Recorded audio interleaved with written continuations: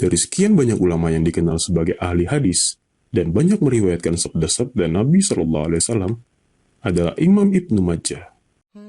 Nama lengkapnya Abdullah Muhammad bin Yazid bin Majah Ar-Rabi'i Al-Qazwini. Ia lebih akrab dipanggil Ibnu Majah.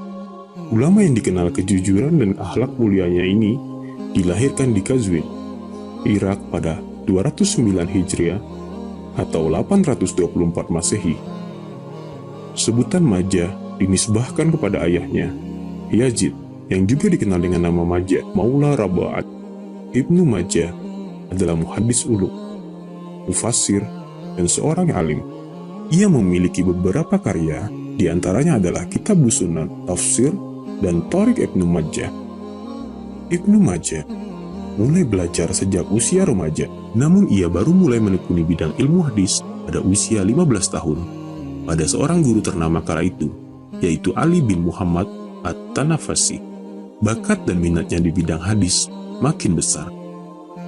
Hal inilah yang membuat Ibnu Majah berkelana ke beberapa daerah dan negara guna mencari, mengumpulkan, dan menulis hadis. Puluhan negeri telah ia kunjungi, antara lain Rai, Basrah, Kufah, Baghdad, Khurasan, Suriah, dan Mesir.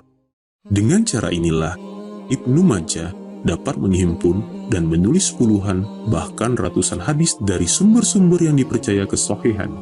Tidak hanya itu, dalam berbagai kunjungannya itu, ia juga berguru pada banyak ulama setempat, seperti Abu Bakar bin Abi Syaibah, Muhammad bin Abdullah bin Numair, Hisham bin Ammar, Ahmad bin Al-Azhar, Bashar bin Adam, dan para pengikut perawi dan ahli hadis, Imam Malik serta Al-Lais.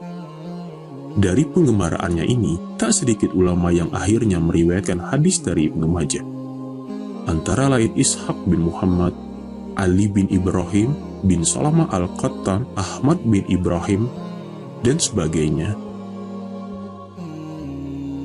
Sepanjang hayatnya, Imam Ibnu Majah telah menulis puluhan buku,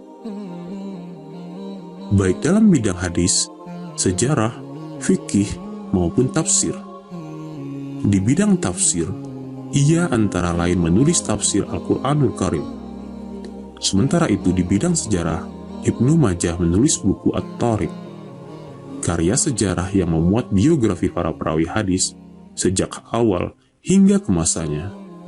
Lantaran tak begitu monumental, kemungkinan besar kedua karya tersebut tak sampai di tangan generasi Islam berikutnya. Yang menjadi monumental dan populer di kalangan Muslim dan literatur klasik dari karya Ibnu Majah adalah kitab di bidang hadis berjudul Kitab Sunan Ibnu Majah. Kitab ini merupakan karya terbesarnya. Ibnu Majah telah meriwayatkan sedikitnya 4.000 buah hadis. Bahkan seperti diungkapkan Muhammad Fuad Abdul Waqid, menulis buku Mu'jam Al-Muhfaras li Alfaz Al-Quran, jumlah hadis dalam kitab Sunan Ibnu Majah berjumlah 4.241 buah hadis. Sebanyak 3.002 diantaranya termaktub dalam 5 kitab kumpulan hadis yang lain. Tak hanya hukum Islam, dalam kitab Sunan Ibnu Majah juga membahas masalah-masalah akidah dan muamalah. Dari sekian banyak hadis yang diriwayatkan, beberapa kalangan ulama mengkategorikan sebagiannya sebagai hadis lemah, kata Baqi. Sunan Ibnu Majah ini berisikan hadis yang sahih, hasan, dhaif, bahkan maudhu. Imam Abul Faras Ibnul Jauzi mengkritik ada hampir 30 hadis maudhu di dalam Sunan Ibnu Majah walaupun disanggah oleh As-Suyuti.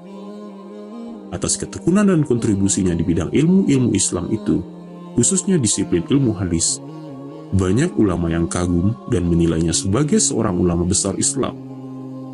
Seorang ulama bernama Abu Ya'la Al-Khalili Al-Qazwini misalnya berkata, Ibnu Majah adalah seorang kepercayaan yang besar yang disepakati tentang kejujurannya dapat dijadikan argumentasi pendapat-pendapatnya.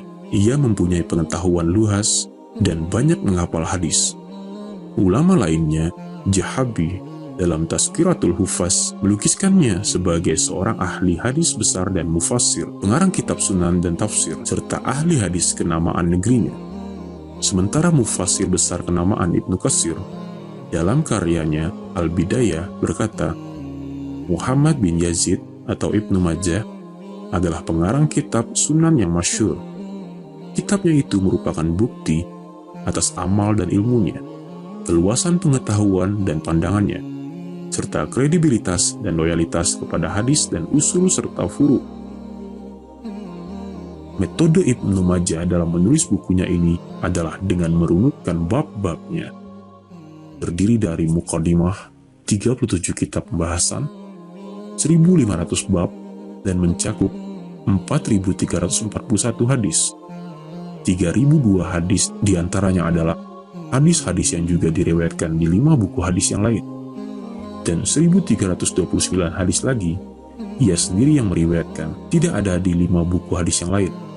Terdapat 428 hadis yang sahih, dan 119 hadis yang hasan. Ibnu Hajar mengatakan, ia bersendirian meriwayatkan banyak hadis yang sahih. Maksudnya, hadis yang diriwayatkan darinya saja banyak sekali hadis yang sahih. Ibnu Majah memulai sunannya dengan bab mengikuti sunnah Rasulullah SAW. Di dalam bab ini tercantum hadis-hadis tentang sunnah adalah hujjah dan wajib mengikutinya, serta beramal dengannya. Tentu metode yang digunakan Ibnu Majah adalah metode yang sangat baik. Setelah sekian lama mendedikasikan hidup dan pemikirannya pada Islam, Sang Khalik akhirnya memanggil Imam Ibnu Majah selama-lamanya pada tanggal 22 Ramadan 273 Hijriah atau 887 Masehi. Ia dimakamkan di tanah kelahirannya Qazwin. Umat Islam terus mengenangnya melalui berbagai karyanya, terutama kitab Sunan Ibnu Majah yang termasuk dalam kitab Sittah, yakni 6 kitab hadis. Semoga Allah membalas jasanya atas Islam dan kaum muslimin.